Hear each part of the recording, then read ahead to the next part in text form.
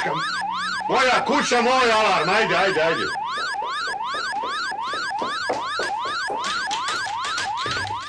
A šta ovo napravi? Ko je? Još me pita. Ništa nemoj da me pitaš. Pozivam.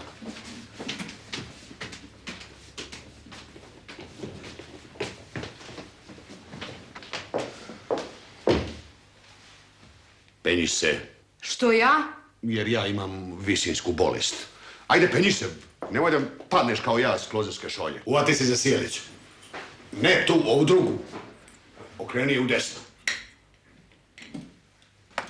Silazi, ole. Sad znaš kako se alarm isključuje. A kako se uključuje? Nisam pametna. To što nijesi pametan, to te ne opravdava. I glup čovjek možda nauči, samo treba da razmišlja. Ključ od čengela. Aha. Samo malo. Prati me.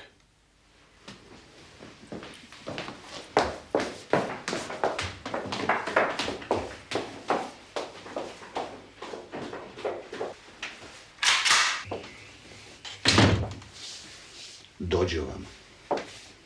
Pogledaj. Kad se zaključa, isto je kao kad se odključa. Samo obrnuto. Tačno. Ponovi. Ključ. Stavimo u bravu. Otvorimo. Izbrojimo do 5. 1, 2, 3, 4, 5. Okrenemo. Izvadimo ključ.